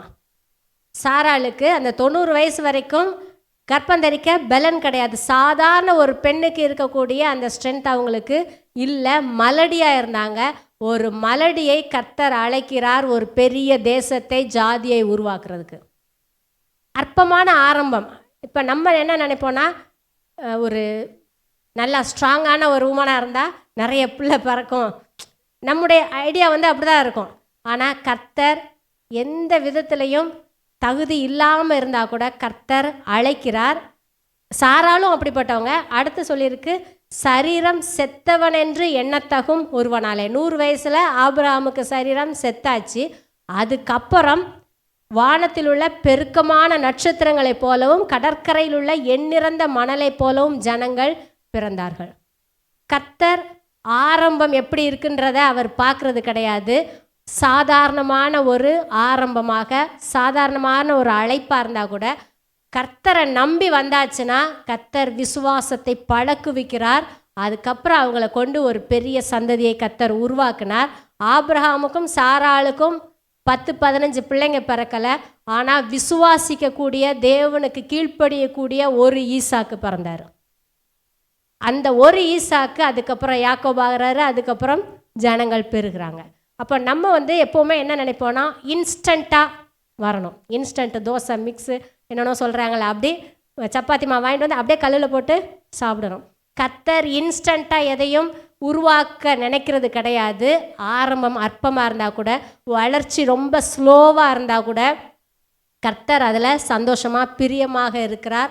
ஏன்னா கர்த்தர் குவான்டிட்டியை பார்க்கல, குவாலிட்டியை கர்த்தர் பார்க்குறார். அவங்க விசுவாசத்தில் வளர்ந்து தேசத்தை சுதந்திரிக்கிற அளவுக்கு கர்த்தர் அவங்கள வளர வைக்கிறார். இங்கே பார்க்குறோம், ஆபிரகாமும் சாராளும் சாதாரணமாக பிள்ளை பிறக்கல, 2 பேரும் விசுவாசத்தினாலே பிள்ளை பெற்றார்கள். விசுவாசத்தினாலே பலன் அடைந்தாங்க. அந்த பலனை கொண்டு அவங்க பிள்ளை பெற்றாங்க. அதுதான் தேவன் சொன்ன வாக்குத்தத்தம் பண்ணப்பட்ட சந்ததி. அதுக்கு முன்னால் ஆபிரகாம் சரீரத்தில் ஏதோ செஞ்சார், அதெல்லாம் கர்த்தர் வேண்டாம்ப்பான்னு சொல்லிட்டார், ரிஜெக்ட் பண்ணிட்டார். கர்த்தருடைய வாக்குத்தத்தம் நிறைவேறுவதற்கு சில நேரம் கால தாமதங்கள் ஆனாலும் கர்த்தர் சொன்ன வார்த்தை ஏற்ற நேரத்தில் நிறைவேறும். தாமதங்களை பிசாசு கொண்டு வந்தோன்னா சோர்ந்து போகக்கூடாது. அது தடைகள் கிடையாது, அப்படி அவ்வளோதான் முடிஞ்சிருச்சுன்னு கிடையாது. கர்த்தர் எல்லாத்தையும் மாற்றுவார். ஏற்ற நேரத்தில் கர்த்தர் தன்னுடைய காரியத்தை ஜெயமாக நம்மை கொண்டே செய்து முடிப்பார். ஆமென். தாவீதை பார்க்குறோம், நமக்கு தெரியும். தாவீதை கர்த்தர் அழைத்தார். அழைக்கும்போது தாவீது பெரிய ஆள்லாம் ஒன்றும் கிடையாது. அபிஷேகம் பண்ணுறதுக்கு சாமுவேல் அவருடைய வீட்டுக்கு போகிறார், ஈசாய் வீட்டுக்கு போகிறாரு. அந்த வீட்டில் முற்றிலும் புறக்கணிக்கப்பட்ட, ரிஜெக்ட் பண்ணப்பட்ட ஒரு நபர் தான் தாவீது. அற்பமாக எண்ணப்பட்டவர் தான் தாவீது. அந்த தாவீது விருந்துக்கு கூட கூப்பிடவே இல்லை. கடைசி பிள்ளை நல்லா சாப்பிடுமே, அவனே வர சொல்லுன்னு சொல்லலை, ஆட்டெல்லாம் போய் மேயின்னு சொல்லி அனுப்பி விட்டுட்டாங்க. அற்பமாக எண்ணப்பட்டவைகளை தேவன் தெரிந்து கொள்ளுகிறவர், அழைக்கிறவர். ஆமென். அவன் இல்லாத லிஸ்ட்டில் இல்லாத, அப்புறம் வாஸ்தவம்ல இல்லாதவைகளை தேவன் தெரிந்து கொள்கிறார். ஈசாய்க்கு அப்படி ஒரு மகன் இருக்கிறத லிஸ்ட்டிலே அவர் காட்டலை. ஆனாலும் தேவன் அந்த இல்லாத ஒருத்தனை தான் தெரிந்து கொண்டார். சாமுவேல் சொல்கிறாரு, அவன் வர்ற வரைக்கும் நான் சாப்பிட மாட்டேன்னு உட்காந்துருக்கிறார். தாவீதை எந்த இடத்துல ரிஜெக்ட் பண்ணாங்களோ, முக்கியம் இல்லைன்னு நினச்சாங்களோ, அந்த இடத்துல தேவன் முக்கியப்படுத்தினார். அவன் வந்தால் தான் அடுத்த ப்ரோக்ராம் நடக்கும்னு சொல்லிட்டு கர்த்தர் எல்லாத்தையும் நிறுத்தி வச்சார். தாவீது வந்த உடனே சாமுவேல் அவரை அபிஷேகம் பண்ணுகிறார். தேவன் அழைத்து தன்னுடைய ராஜ்யத்தை அவன் ஆளும்படியாக அபிஷேகித்தார். அபிஷேகம் பண்ணின உடனே தாவீதுக்கெல்லாம் நடந்துச்சான்னா நடக்கலை. அபிஷேகம் பண்ணிட்டாங்க, அது ஒரு சாதாரணமான ஒரு ஆரம்பமாக தான் இருந்தது. அதுக்கப்புறம் தாவீது போக வேண்டிய பாதைகள் நிறைய இருந்தது. கோலியாத்தை போய் சந்திக்கிறாரு. கோலியாத்தை ஜெயிக்கணும்னா தாவீதுக்குள்ள அபிஷேகம் இருக்குது. அந்த அபிஷேகம் முந்தி தள்ளுது, உன்னால் முடியும், நீ போன்னு சொல்லி அந்த அபிஷேகம் அவரை கைட் பண்ணுது, நடத்துது. இப்போ தாவீது அந்த கோலியாத்தை போய் மேற்கொள்ளணும்னா கோலியாத்துக்கிட்ட என்ன இருக்கோ அதெல்லாம் என்கிட்ட இருக்கணும்னு அவர் நினைக்கல. அவங்ககிட்ட பட்டயம் இருக்குது, ஈட்டி இருக்குது, பெரிய கேடயம் இருக்குது, அவன் ரொம்ப பலசாலி, அவனோட ட்ரெஸ்ஸை பார்த்தாலே பயங்கரமாக இருக்குது. அது எல்லாம் இருந்தால் தான் நான் ஜெயிக்க முடியும்னு தாவீது நினைக்கல. சவுல் ராஜா நினச்சாரு, எப்போ இதெல்லாம் போட்டுக்கோ, இதை கையில் வச்சுக்கோ, அதை கையில் வச்சுக்கோன்னு சொல்கிறாரு. ஆனால் தாவீதுக்கு அது செட் ஆகலை. தாவீது என்ன எடுத்துகிட்டு போனார்? சாதாரணமான ஒரு கவனும் கூழாங்கல். அதை பார்த்தா யுத்தத்துக்கு கொண்டு போகிற பொருளே கிடையாது, அற்பமான ஒரு சாதாரணமான ஒரு காரியம். ஆனால் தாவீதின் கையில் இருக்கிற அந்த கவனையும் கல்லையும் கர்த்தருடைய கண்கள் சந்தோஷமாக பார்த்தது. ஆமென். இன்னைக்கு நம்ம என்ன காரியம் செய்கிறோமோ அது மனிதர்களுடைய பார்வையில் பெருசாக தெரியாமல் இருக்கலாம், மெச்சிக்கொள்ளப்படத்தக்க விதத்தில் இல்லாமல் இருக்கலாம், மனிதர்களுடைய அப்ரிஷியேஷன் இல்லாமல் இருக்கலாம். ஆனால் உங்கள் கையில் என்ன இருக்குதோ, உங்கள் மைண்டில் என்ன வச்சுருக்கீங்களோ, என்ன தரிசனம் வச்சுருக்கீங்களோ, என்ன காரியத்தை நீங்கள் சிந்திக்கிறீங்களோ அது தேவனுடைய பார்வையில் முக்கியமானதாக, தேவன் பார்த்து சந்தோஷப்படுகிறதாக இருக்கிறது. ஆமென். மற்றவங்க நம்மளை சந்தோஷப்படுற மாதிரி எதுவும் பெருசாக நம்ம காட்டுறதுக்கு, நம்ம ஷோ பண்ணுறதுக்கு எதுவும் இல்லாமல் இருக்கலாம். ஆனால் தேவன் பார்க்கிறார். தேவன் பார்க்கிறார். மனுஷன் பார்க்கிறபடி அவர் பார்க்கிறவர் இல்லை, தேவன் இருதயத்தை பார்க்கிறார். இருதயத்தை பார்க்கும்போது நம்ம கிட்ட இருக்கிற ஏதோ ஒன்று அவரை அட்ராக்ட் பண்ணணும். ஆமென். ஏதோ ஒன்று அவரை கவரும். அவர் அதில் சந்தோஷப்படுகிறார். நமக்குன்னு என்ன தரிசனத்தை கர்த்தர் கொடுத்தாரோ அதை ஏற்ற நேரத்தில் நிறைவேற்றுவார். தாவீதை உடனே போய் ராஜாவா உட்கார வைக்கல. பல கஷ்டங்கள், சவுலால் நிறைய பிரச்சனைகள் வந்தது. ஆனாலும் ஏற்ற நேரத்தில் தேவன் சிங்காசனத்தில் அமர பண்ணினார். ஆமென். ஆரம்பம் அற்பமாக இருந்தால் கூட தாவீதுடைய முடிவு சம்பூர்ணமானது, ஆசீர்வாதமான ஒரு முடிவு. தேவன் சின்ன சின்ன காரியங்களையும் தேவன் பெருசாக தான் பார்க்குறாரு. இயேசு இந்த உலகத்தில் இருக்கும்போது சில காரியங்களை சொன்னார். 2 வசனம் மட்டும் வாசிப்போம். லூக்கா எழுதின சுவிசேஷம் 17வது அதிகாரம் 5-6 வசனங்கள். அப்பொழுது அப்போஸ்தலர் கர்த்தரை நோக்கி, எங்கள் விசுவாசத்தை வர்த்திக்க பண்ண வேண்டும் என்றார்கள்.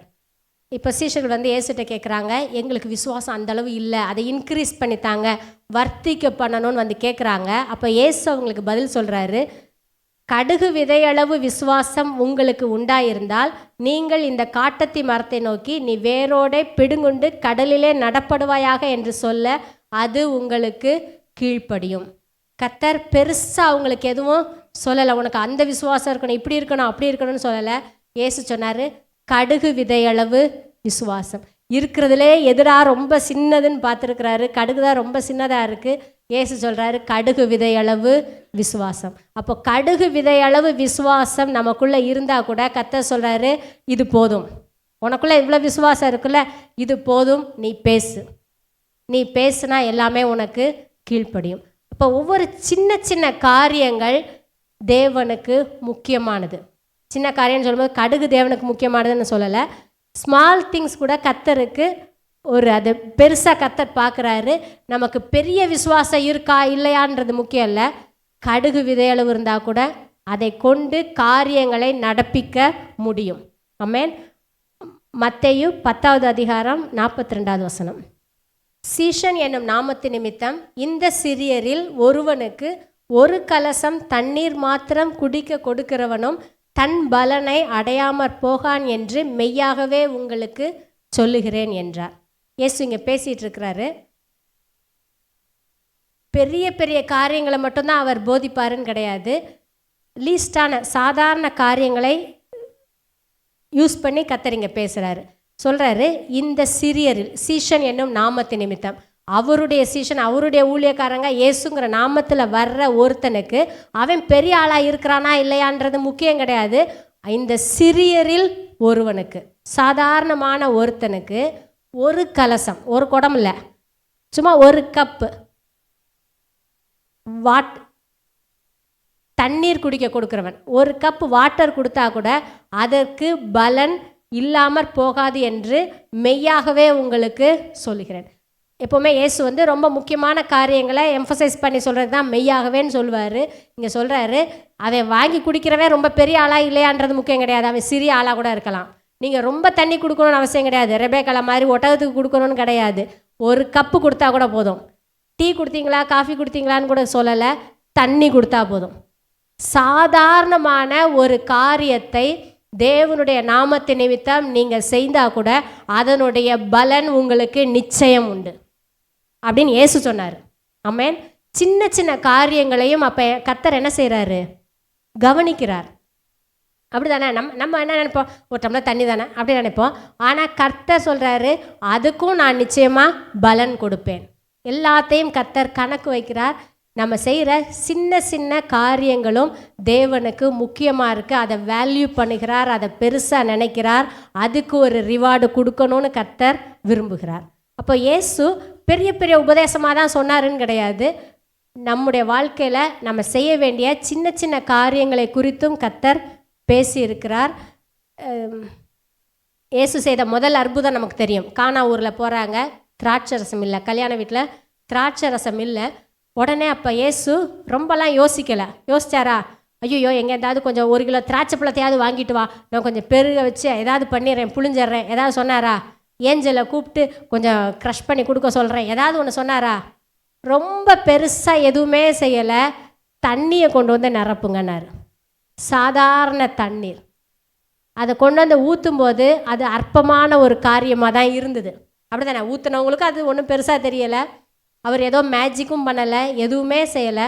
அற்பமான ஒரு சாதாரணமான சிம்பிளான ஒரு தண்ணியை கொண்டு வந்து ஊற்றினார். அதை கொண்டு போய் பரிமாறுறதுக்கு கொடுங்கன்னு சொல்லிட்டார். அவ்வளோதான். சாதாரணமான காரியங்களை கர்த்தர் கையில் எடுத்து அதை சூப்பர் நேச்சுரலாக மாற்றுகிற தேவன். ஆமென். நம்ம பார்வையில் அது தண்ணி தானே, ஆனால் இல்லை, அது திராட்சை ரசமாக மாறப்போகுதுன்றது அவருக்கு தெரியும். ஏன்னா மாற்ற போகிறவர் அவர் மாற்ற போகிறதுனால அவர் தண்ணி தானேன்னு பார்க்க மாட்டார். எந்த பொருளும் தேவனுடைய பார்வையில் அற்பமானதே கிடையாது. இயேசு இன்னொரு இடத்துல அற்புதங்களை செய்தார். நிறைய ஆயிரக்கணக்கான ஜனங்கள் இருக்காங்க, சாப்பாடு கொடுங்கன்னு சொல்கிறாரு. யாரும் பசியோட வீட்டுக்கு போகிறது எனக்கு இஷ்டம் இல்லைன்னு சொல்கிறாரு. நம்ம பசியை அறிந்த தேவன், நமக்கு என்ன தேவை என்பதை அறிந்த தேவன். அப்போ அங்கே வந்து சொல்கிறாங்க, எங்கேயுமே சாப்பாடு இல்லை, ஒரே ஒரு சின்ன பையன் வச்சுருக்கிறான். சின்ன பையனுடைய சாப்பாடு 5 அப்போ 2 மீன் சொன்னோன்னே, போப்பா அங்கிட்டு போப்பா, இதை வச்சு நான் என்ன செய்ய முடியும்னு கேட்கல. சொன்னாரா? கொண்டு வா, அது அவருக்கு போதும். தேவன் அற்புதம் செய்கிறதற்கு அற்பமான காரியங்களே போதும். என்ன ஒரு காரியம்னா அதை கொடுக்கணும். ஒரு துணியை போட்டு சுற்றி அந்த பையன் மறைச்சி வச்சுருந்தான்னா ஒன்றுமே நடந்திருக்காது. தேவனிடத்தில் எந்த பொருளை நம்ம கொடுக்குறோமோ அது சின்னதாக இருக்கலாம், உலகத்தினுடைய பார்வையில் அது சிம்பிளான ஃபுட்டாக இருக்கலாம், சாதாரண ஃபுட்டாக இருக்கலாம். தேவன் அதை பெருசாக பார்க்குறார், அதை பெருசாக மல்டிப்ளை பண்ணுகிறார், அதை பெருக பண்ணுகிற தேவனாக இருக்கிறார். ஆமென். இயேசு ஒரு நாள் காணிக்கை பெட்டிக்கு பக்கத்தில் உட்காந்துருக்கிறாரு. ஒரு அம்மா, வயசான அம்மா, ஒரு விதவை அம்மா வர்றாங்க. எல்லாரும் நிறைய காணிக்கை அள்ளி போட்டுட்டு போகிறான். போடும்போதே நல்லா பார்த்துருப்பான், எல்லாரும் பார்க்குறாங்களான்னு சொல்லிட்டு பார்த்துட்டு பெருமையாக போட்டுட்டு போகிறான். ஒரு அம்மா வர்றாங்க, 2 துட்டுக்கு சரியான ஒரு காசை மட்டும் போடுறாங்க. அதை பார்த்து இயேசு கமெண்ட் பண்ணுறாரு. பேசாமல் இருக்கலாம்ல, அது கூட அவருக்கு முக்கியமாக இருக்குது.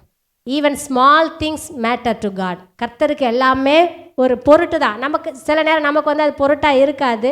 கர்த்தர் சொல்கிறாரு, எல்லாரை பார்க்கிலும் இவள் அதிகமாய் போட்டாள். எல்லாரும் பார்க்குறபடி கர்த்தர் அந்த 2 துட்டை அவர் அப்படி பார்க்கல. மனுஷன் பார்க்குறது வேறு மாதிரி இருக்கும், இவ்வளோதான் போட்டாளான்னு சொல்லிட்டு போவாங்க. ஆனால் கர்த்தர் சொல்கிறாரு, எல்லாரும் போட்டதை பார்க்கிலும் இவள் அதிகமாக போட்டா. அந்த அதிகமாக போட்டான்னு சொல்கிறது அவள் தனக்கு இருந்த எல்லாத்தையும் போட்டுட்டான். அப்போ கர்த்தர் பார்க்குற விதம் வேற, அற்பமாக எதையும் அவர் பார்க்குறதே கிடையாது. அன்னையிலேருந்து அந்த அம்மாவுடைய வாழ்க்கை வேறு மாதிரி மாறி இருக்கும். அவங்க வாழ்க்கை அற்புதமாக மாறி இருக்கும். நிச்சயமாக ஒரு ஆரம்பம் அவங்க வாழ்க்கையில் கட்டாயம் இருந்திருக்கும். சாரிபாத்து ஊருக்கு எலியா போகிறாரு. அந்த அம்மாட்ட கொஞ்சம் எண்ணெயும் கொஞ்சம் மாவும், அவ்வளோதான், அதுக்கு மேலே எதுவும் கிடையாது.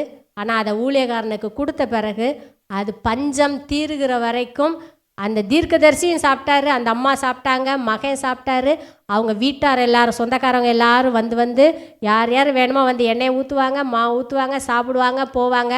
அப்படியே தான் நடந்துகிட்டே இருந்திருக்கும்னு நினைக்கிறேன். 24 மணி நேரமும் ஆட்கள் வந்து சாப்பிட்டுட்டு போயிருப்பாங்க. ஏன்னா எங்கே இருக்கோ அங்கே தேடி தான் போகும், அப்படி தானே?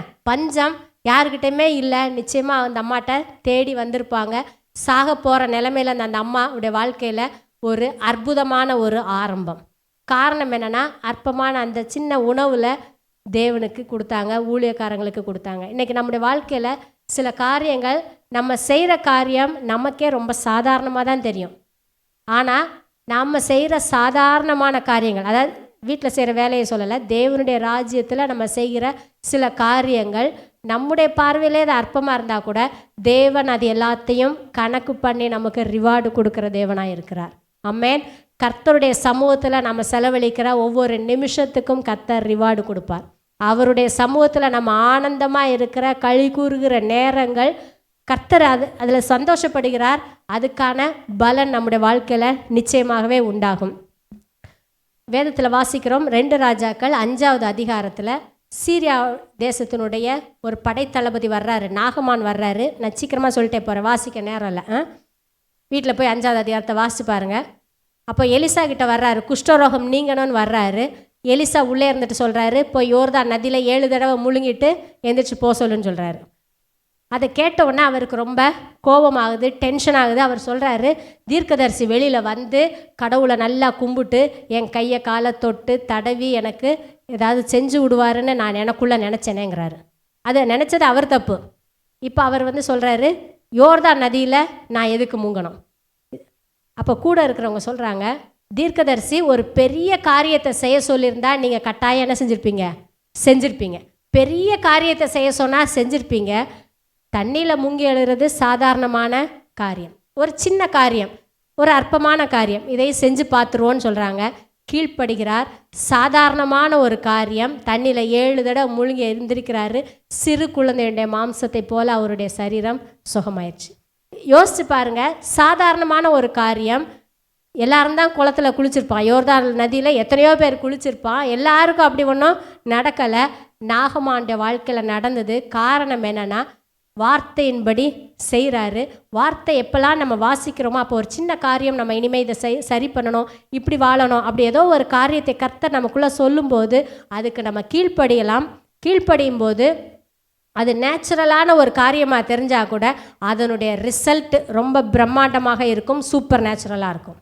நாகமானுடைய வாழ்க்கையில் அவனுடைய ரிசல்ட் வந்து ரொம்ப பெருசு. இதுவரைக்கும் யாரும் தீர்க்க முடியாத ஒரு காரியம் ஒரு நொடியில் அவனுக்கு நடந்துச்சு. வாழ்க்கையே ஒரு புது பிகினிங், அவனுக்கு ஒரு ஆரம்பமாயிருச்சு. அதே நேரத்தில் நம்ம பார்க்குறோம், எலிசாவுடைய வேலைக்காரன் பார்க்குறாரு, இவர் கொடுத்த பணமெல்லாம் எலிசா ஒன்று வேண்டாம் கொண்டு போன்னு சொல்லிட்டாரு. வாங்காமல் விட்டுட்டாரு, மடத்தனம் பண்ணிட்டாரு, நான் போய் வாங்குவேன்னு சொல்லிட்டு பின்னால் போகிறாரு. போய் கொஞ்சம் ட்ரெஸ்ஸு பொருளெல்லாம் வாங்கிட்டு வந்து வீட்டுக்குள்ளே ஒழிச்சு வச்சுட்டு வந்து நிற்கிறாரு. சின்ன காரியம். ஆனால் அந்த சின்ன காரியம் கேயாசினுடைய வாழ்க்கையில் ஒரு பெரிய தாக்கத்தை, ஒரு பெரிய பாதிப்பை ஏற்படுத்திச்சு. நீயும் உன் சந்ததியும் குஷ்டரோகியாக இருப்பீங்கன்னு சொல்லிட்டாரு. நாகமான் கிட்ட இருந்த குஷ்டரோகம் இப்போ டிரான்ஸ்ஃபர் ஆகிருச்சு, கேயாசிக்கு பிடிச்சிருச்சு. அப்போ சின்ன சின்ன காரியங்களையும் தேவன் பார்க்கிறார். நம்ம செய்கிற நல்ல காரியங்களையும் தேவன் பார்க்கிறார், ரிவார்டு கொடுக்கிறார். சின்ன சின்ன காரியங்களில் நம்ம தவறும்போது அது வந்து நமக்கு ஒன்றும் இல்லை நம்ம நினைக்கலாம், ஆனால் சில நேரங்களில் அதுக்கான விளைவுகள் ஏற்படும். இப்போ வந்து தேவன்கிட்ட நமக்கு வராது, ஆனாலும் சில காரியங்களில் ஞானம் இல்லாமல் செயல்படும் போது அதனுடைய விளைவுகளை நம்ம தான் சந்திக்கணும். நம்முடைய சந்ததி சந்திக்கும் நான் சொல்லலை. சில காரியங்களை நம்ம தவறும்போது அதனுடைய ரியாக்ஷன் வந்து நம்ம வாழ்க்கையில் வரும். அப்போ நான் என்ன செய்யணும், ஒவ்வொரு காரியமும் அது சின்னதோ பெருசோ கேர்ஃபுல்லாக இருக்கணும். சரியாக இருக்கும்போது அது என்னுடைய வாழ்க்கையில் நல்ல மாற்றங்களை, நல்ல ஒரு ஆசீர்வாதங்களை கொண்டு வரும். தானியேலை குறித்து வாசிக்கிறோம். எல்லா ராஜாவும் வர்றான் போகிறான், ஆனால் தானியேலின் காரியம் ஜெயமாக இருந்தது. அடிமையாக போனால் அந்த இடத்துல அவன் ராஜாக்களையே கண்ட்ரோல் பண்ணுற மாதிரி, கைட் பண்ணுற மாதிரி ஒரு பெரிய ஆளானார்.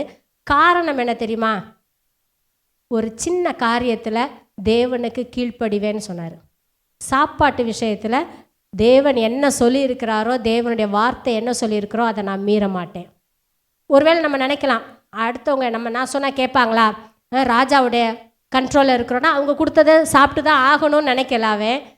அதை மீறி ஒரு காரியத்தை பேசினார், எங்களுக்கு இது வேண்டான்னு சொன்னார். அந்த சொன்ன உடனே அவரும் பயந்தார், பிரதானியும் பயப்படுறாரு. ஆனால் 10 நாள் டெஸ்ட் பண்ணுறாங்க. கர்த்தர் தானியேலுக்காக, அவன் ஃப்ரெண்ட்ஸுக்காக அவங்க பட்சத்தில் நிற்கிறாங்க. கர்த்தர் நிற்கிறார். இப்போ என்னாச்சு, ராஜாவுக்கு கர்த்தருக்கு பிரியமில்லாததை அவர் செய்யலை. அதனுடைய ரிசல்ட் என்னன்னா, மற்ற எல்லாரை பார்க்கிலும் 10 மடங்கு ஞானத்தை கர்த்தர் கொடுத்தார். ஆமென். இப்போ நம்ம நினைக்கலாம், சின்ன சாப்பாடு விஷயம் தானே, கர்த்தர் என்ன பெருசாக. இப்போ ஒருவேளை புதிய ஏற்பாட்டில் அது நமக்கு சாதாரணமாக தெரியலாம்.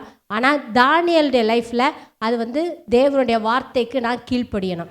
இன்றைக்கி வேதத்தில் எத்தனையோ காரியங்கள் நம்ம வாசிக்கும் போது கர்த்தர் ஒரு காரியத்தை நம்மக்கிட்ட சரிப்படுத்த சொல்கிறாருன்னா, ஓகே ஆண்டவரேன்னு அப்படியே நம்ம கீழ்ப்படியும் போது அதனுடைய ரிசல்ட் எப்படி இருக்கும்னா நமக்கு தெரியாத விதங்களில் இருக்கும். 10 மடங்கு சமர்த்தன் ஆகிறதுக்கு இந்த சாப்பாடு அவருக்கு உதவி செய்யலை. ஆனால் அவர் சின்ன ஒரு காரியத்தில் ஒரு தீர்மானம் எடுத்தார்ல, அந்த சின்ன தீர்மானம் அவரை வேறு லெவலுக்கு கொண்டு போச்சு. இன்றைக்கி நம்முடைய வாழ்க்கையில் சில காரியங்கள் ஸ்டார்ட் பண்ணுறது நல்லது.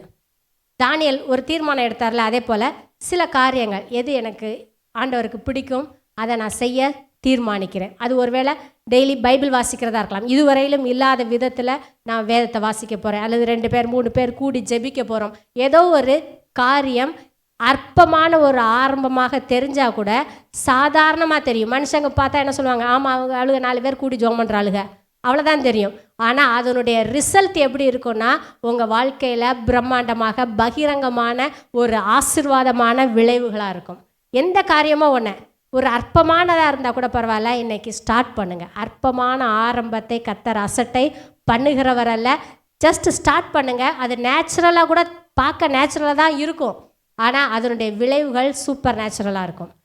அதே போல் நம்முடைய வாழ்க்கையில் சில சின்ன சின்ன காரியங்கள் தேவனுக்கு பிடிக்காதது இருந்துச்சுன்னா அதை கட் பண்ணுறதுக்கு ஒரு துணிச்சல் இன்றைக்கி வேணும். சின்னதானே, இது என்ன ஆக போகுது, ரீல்ஸ் தானே பார்க்குறேன், இது தானே பார்க்குறேன், அது தானே பார்க்குறேன், யூடியூப்பில் என்ன வருதோ, சோஷியல் மீடியா எதுவாக இருந்தாலும் என்ன வருதோ அது எல்லாத்தையும் நீங்கள் பார்க்கணுன்றது கட்டாயம் கிடையாது. வர்றது எல்லாத்தையும் நீங்கள் பார்க்கணுன்னு கிடையாது. ஸ்க்ரோல் பண்ணும்போது என்னென்ன வருதோ எல்லாத்தையும் நான் தெரிஞ்சுக்கணும்னு நீங்கள் நினச்சிங்கன்னா வாழ்க்கையில் ரியலாக ஒரு காரியத்தை நீங்கள் ஃபேஸ் பண்ணும்போது அதற்கான சொல்யூஷன், அதற்கான தீர்வு உங்களுக்கு கிடைக்காது. ஏன்னா அதுலேருந்து இவ்வளோ நாள் நீங்கள் பார்த்தீங்க பாருங்கள், அது உங்களுக்கு எந்த விதத்துலையும் பிரயோஜனப்படாது. அதுக்கு பதிலாக வேதத்தை எடுங்க, வாசிங்க, தேடி தேவனோட நேரம் ஸ்பெண்ட் பண்ணுங்க, வாசிங்க. எந்த சூழ்நிலையிலையும் தேவனுடைய வார்த்தை நம்மை நிலைநிறுத்தும். அந்த வார்த்தை நமக்கு தேவையான தீர்வை கொடுக்கும். ஆவியானவர் நம்ம கூட இருந்து உதவி செய்வார். சின்ன சின்ன காரியம்னு எதையும் நம்ம அசட்டையாக இருக்க வேண்டாம். சின்ன சின்ன காரியங்களையும் கர்த்தரை பிரியப்படுத்துவோம். அப்போ நம்முடைய ஆரம்பம் அற்பமாக இருந்தால் கூட முடிவு சம்பூர்ணமாக இருக்கும். கர்த்தர் நமக்கு உதவி செய்வாராக. ஆமென். தேங்க்யூ. மெய்யாகவே எல்லா பெரிய பிரம்மாண்டமான காரியங்கள் அனைத்தும் தேவனுடைய வார்த்தையை கேட்டு ஆரம்பிக்கிறது சின்ன காரியத்தில் தான் ஆரம்பிக்கிறது. கர்த்தருக்கு கீழ்ப்படுகிறது சிறுசாக தான் ஆரம்பிக்கிறது. ஆனால் அது கீழ்ப்படிய பழகணும், கர்த்தர்கிட்ட கேட்டு பழகணும். அது இன்றைக்கி ஒரு பிஸ்னஸாக இருக்கலாம், ஒரு ஊழியமாக இருக்கலாம், என்ன இருந்தாலும் சரி, எடுத்த உடனே அது சின்ன விதை மாதிரி தான் ஆரம்பிக்கிறது. ஒரு முறை போங்கே இன்றைக்கி தான் உலகத்திலே போங்கே இல்லை, கர்த்தருடைய சமூகத்துக்கு போயிட்டார். போங்கியோடைய ஊழியத்தை பற்றி அவர் சொல்கிறார். போங்கி உலகத்தில் 2 பேருக்கு மட்டும்தான் லட்சத்தில் கூட்டுறாங்க. ஒன்று போங்கியோடைய மினிஸ்ட்ரி, இன்னொன்று வந்து பென்னிகனுடைய மினிஸ்ட்ரி. இன்றைக்கி போங்கே வந்து ஆப்பிரிக்காவில் அவருடைய ஊழியத்தினால கிட்டத்தட்ட 60-70% ஆப்பிரிக்கன்ஸை கிறிஸ்தவத்துக்குள்ளே கொண்டு வந்தார். ஆப்பிரிக்காவே அப்படியே கிறிஸ்தவத்துக்குள்ளே அப்படியே தொடச்சி எடுத்தார். அப்படிப்பட்ட மனுஷன் அவர் எப்படி ஊழியத்தை இவ்வளோ பிரம்மாண்டம் எப்படி கொண்டு வந்தீங்கன்னு சொல்லப்படுது சொல்கிறாரு. கதை ஆப்பிரிக்காவுக்கு போக சொன்னார். ஒரு பாஸ்ட்டு கீழே இருந்தேன், எனக்கு மக்களுக்கு ஏதாச்சும் நல்லது செய்யணும், சுகமாக்குற ஊழியத்தை செய்யணும் அப்படின்னு நான் விரும்பினேன். அக்கா ஆப்பிரிக்காவிலே இருக்கக்கூடிய ஒரு ஃபேமஸான ஒரு ப்ரீச்சரை வந்து நான் வர சொன்னேன். முதல் நாள் அவர் வந்து ஒரு 1/4 மணி நேரம் கூட பேசாமல் போயிட்டார். இல்லை நீங்கள் பேசுங்க, இன்னும் கொஞ்சம் பேசுங்கண்ணே, நாளைக்கு நான் பேசுகிறேன்னு சொன்னால் தான் உங்களை விடுவேன்னு, நான் பேசுகிறேன்னு போயிட்டாரான். காலையில் அவரை பார்க்க போகும்போது அவர் ஊருக்கு பிறப்பதுக்கு ரெடியாக இருந்தாரான். கர்த்தர் நீ போக சொல்லிட்டாரு, சாயங்காலம் மீட்டிங் இருக்குது, இல்லை நான் கர்த்தர் போக சொல்லிட்டாருன்னாரான். அப்புறம் அவர் வேதனையோடு வந்தாரா. சீஃப் பாஸ்டர் கேட்டாரா, என்ன நடந்துச்சுன்னு கேட்டாரா. ஒரு நல்ல காரியமும் இருக்குது, ஒரு கெட்ட செய்தி இருக்குது. கெட்ட செய்தி என்ன, ஃபேமஸான ப்ரீச்சர் போயிட்டார். நல்ல செய்தி என்ன, ஏசு இங்கே இருக்கிறார். அப்புறம் சாயங்காலம் ப்ரீச் பண்ண ஆரம்பிச்சிருக்கிறாரு. அவர் ப்ரீச் பண்ண ஆரம்பிக்கும் போதே அவர் சொல்கிறார், என்னை டிஸ்டர்ப் பண்ணாங்க மக்கள். எப்படி டிஸ்டர்ப் பண்ணாங்க, நான் சுக மாட்டேங்கிறேன் ஒருத்தன், எனக்கு கால் வந்துருச்சுங்கிறான் ஒருத்தன். அவர் எதிர்பார்க்கலை. அப்புறம் நடக்க முடியாத ஒரு குழந்தைய வந்து கையில் கொடுத்தாங்க, கர்த்தர் மன்னிப்பாராக அவங்கிறாரு. இந்த பிள்ளையை தூக்கும் போது டக்குன்னு கீழே போட்டேன், ஆனால் கீழே போடும்போது பிள்ளை எந்திரிச்சு நின்றுச்சுங்கிறாரு. ஒரு எப்படி ஆரம்பிச்சு, சின்ன காரியம் கர்த்தருக்கு கீழ்ப்படிஞ்சு கர்த்தருடைய வார்த்தைக்கு விசுவாசித்து செய்தனால இன்றைக்கி பிரம்மாண்டமான ஊழியம். ரெஸ்ட் ஃபார் ஆல் நேஷன் ஒரு ஸ்தாபனம் ஆரம்பித்தார். எல்லா இடத்துலையும் லட்சத்தில் கூடுனாங்க. எப்படி ஆரம்பிச்சுன்னா கர்த்தருடைய வார்த்தையை கேட்டு கீழ்ப்படிஞ்சு உண்மையாக நடந்தது. இப்போ நம்முடைய மினிஸ்ட்ரி எடுத்துங்களேன், முதல்ல இதே மாதிரி ஒரு சின்ன டேபிள் தான் இருக்கும். அப்புறம் புல்பீட்டும் கிடையாது, ஸ்பீக்கர் கிடையாது, என்ன சொல்கிறது, கீபோர்டு கிடையாது, எதுவுமே கிடையாது. ஒரு டேமரன் மட்டும்தான் இருக்கும். அந்த டேமரன் எனக்கு வாசிக்கவும் தெரியாது. சும்மா ஒரு சத்தம் கேட்குறதுக்காக சும்மா அடிப்பேன். அது பாட்டுக்கு ஏற்ற மாதிரி சத்தம் கேட்குமான்னு கேட்டால் அதுவும் கேட்காது. அந்த ஒரு டேபிளை வந்து தோத்தோடு இருந்துச்சுன்னா அது படிக்கிற டேபிள் இப்படி திருப்பி வச்சோம்னா அது புல்பிட்டு, அவ்வளோதான். அப்படி தான் அன்றைக்கி இருந்துச்சு. 2 பேர் சர்ச்சுக்கு வந்தது, 2 பேர். 2 பேர் இருக்கும்போது அந்த வாரம் முழுக்க, அப்போ வெள்ளிக்கிழமை பிரேயர் மட்டும் தான் இருக்கும். வாரம் முழுக்க ஆயத்தம் பண்ணி 9 மணிக்கு எல்லா இடத்தையும் தொடச்சி வச்சு ஞாயிற்றுக்கிழமை சர்ச்சை திறந்தோம்னா 2 பேர். அது 2 பேர் எப்படின்னா, சின்ன வீடு, சின்ன ரூம் தான், 20 பேர் தான் உட்கார முடியும். ஒருத்தர் வருவான், அந்த ஓரமாக உட்காந்துக்குருவான், அந்த சுவத்து ஓரமாக உட்காந்துக்குருவான், மறைவா.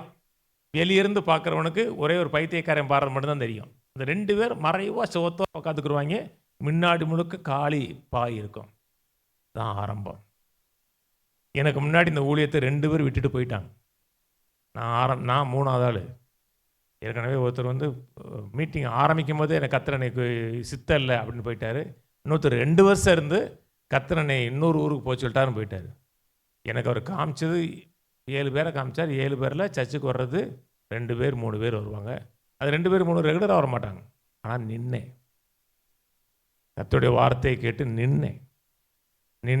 அப்படி நின்னதின் அடிப்படையில் தான் இன்றைக்கி உலகத்தில் ஓரளவுக்கு நம்முடைய ஊழியத்தை குறித்த ஒரு தாக்கம் இருக்குது. இன்னும் அந்த அந்த நிலையை அடைஞ்சிட்டோமா அப்படின்னு கேட்டோம்னா அடையலை. ஆனால் என்ன செய்யணும்? உண்மைத்துவம், ஃபெய்த்ஃபுல்னஸ் இருக்கணும். கர்த்தர் நம்ம என்ன கொடுத்துருக்கிறாரோ, எதை செய்திருக்கிறாரோ அது உண்மையாக இருந்தோம்னா கர்த்தர் நம்ம அடுத்த லெவலுக்கு கொண்டு போயிட்டே இருப்பார். ஆனால் இது தேவையானது என்ன? ஒரு பெரிய மினிஸ்ட்ரி இருக்குது. நான் ஊருக்கு வரும்போது நம்ம 2 பேர் இருக்கிறோம். கர்த்தருடைய கிருபையினால் ஓரளவுக்கு எனக்கு சத்தியம் தெரிஞ்சு. சில இடத்த பார்க்கும்போது சத்தியமே தெரியாதவன்ட்டுலாம் இவ்வளோ பேர் கூடுறாங்களே அப்படின்னு அடுத்தவங்களை பார்த்து நீ பொறாமப்படக்கூடாது. உங்கள் கையில் கர்த்தர் என்ன கொடுத்துருக்கிறாரோ அது உண்மையாக செஞ்சீங்கன்னா, தொழிலாக இருக்கட்டும், என்னவா இருக்கட்டும். இன்றைக்கி வால்மார்ட்ஸுங்கிற நிறுவனம் உலகம் முழுக்க ஃபேமஸாக இருக்குது. வால்மார்ட் எப்படி ஆரம்பித்தாங்க? சின்ன ஒரு கடை, ஒரு டிஸ்கவுண்ட் கடை, டிஸ்கவுண்ட் பண்ணி கொடுக்கக்கூடிய ஒரு கடை. இன்றைக்கி உலகத்தில் பெரிய கடை. அது எப்படி ஆரம்பிச்சுன்னா, சின்ன ஆரம்பம். ஒரு நதி எங்கே ஆரம்பிக்குது? சின்ன ஆரம்பம். ஒன்றும் இல்லை, நீங்கள் தலைக்காவிரின்னு சொல்கிறாங்க இல்லையா, காவேரி ஆரம்பிக்கிற இடம் குடகு மலையில், அங்கே பார்த்தீங்கன்னா இங்கே ஆரம்பிக்கிற இடத்த கையை வச்சு பொத்திடலாம். அதுதான் ஆரம்பம். அப்படி ஒகேனக்கல் பக்கத்து பாருங்க, வேறு மாதிரி இருக்கும். எல்லா ஆரம்பமும் சிறுசாக ஆரம்பிக்குது. நான் கர்த்தருக்கு உண்மையாக இருந்தீங்கன்னா ஒரு காலத்தில் பிரம்மாண்டமாக இருப்போம். சரிதானே? அற்புதமான சத்தியத்தை கேட்டோம். கர்த்தருக்கு உண்மையாக இருப்போம். கர்த்தர் நடத்துவாய். ஜெபிப்போம். பிதாவே, நம்ம துதிக்கிறோம், சோதரிக்கிறோம். நீர் எங்களுக்கு செய்திருக்கிற, காமித்திருக்கிற எல்லா கிருபைகளுக்காக நன்றி, தயவுகளுக்காக நன்றி. எங்களை நேசிக்கிறதுனாலே எங்கள் வாழ்க்கை குறித்த பெரிய திட்டங்களையும் நோக்கங்களையும் வைத்திருக்கீங்க. நீங்கள் வைத்திருக்கிற நோக்கங்கள், திட்டங்கள் வாழ்க்கையில் நிறைவேறட்டும். எங்களுக்காக வைத்திருக்கிற அழைப்பு நிறைவேறட்டும். நாம் மயப்படட்டும். அற்பமான ஆரம்பத்தின் நாளை நாங்கள் அசட்டை பண்ணவில்லை. நீ செருபாவருடைய தூக்கு நூலை நீ பெருமையாக ஆசீர்வாதமாக பார்த்தீர். அதே போல் உங்களுடைய நாமத்துக்கு என்ன எதிர்ப்பு வந்தாலும், எதிர்மறையான காரியங்கள் வந்தாலும், நாங்கள் செய்யக்கூடிய சின்ன சின்ன காரியங்களை கூட கர்த்தர் ஆசீர்வதித்து அதை பெருமைப்படுத்தி மேன்மைப்படுத்துகிறீர். அதுக்காக உமக்கு நன்றி. நான் என்று சொல்வதற்கு ஒன்றுமில்லை. எல்லாம் உடைய கிருபை, உடைய தயவு. இன்னும் உனக்கு உண்மையாக இருந்து நீர் எங்களுக்கு வைத்திருக்க பிரம்மாண்டத்தை அனுபவிக்க உதவி செய்ய வேண்டுமா ஜெபிக்கிறோம். கனம், மகிமையும் துதி உமக்கு உண்டாகட்டும். இயேசு கிறிஸ்துவின் நாமத்தில் பிதாவே, ஆமென். கர்த்தராகிய இயேசு கிறிஸ்துவின் கிருபையும், பிதாவாகிய தேவனுடைய அன்பும், பரிசுத்தாவின் ஐக்கியமும் இன்றைக்கும் என்றைக்கும் கிறிஸ்துவின் வரியை மட்டும் நம் அனைவரோடும் கூட இருப்பதாக. ஆமென். கர்த்தருடைய ஆசீர்வாதத்து எல்லா தீமைகளுக்கு விலக்கி காப்பாராக. கர்த்தர் தன்னுடைய தயவுள்ள முகத்தை உங்கள் மேல் பிரகாசிக்க பண்ணி உங்கள் மேல் கிருபையாக இருக்க கருவர். கர்த்தரோட ஆசீர்வதித்து நல்ல சுகத்தோடு, ஜீவனோடு, கர்த்தருடைய நிறைவோடு, ஒரு குறைவு இல்லாமல் 120 ஆண்டுகளுக்கு மேலாக வாழ வைப்பாராக. ஆமென்.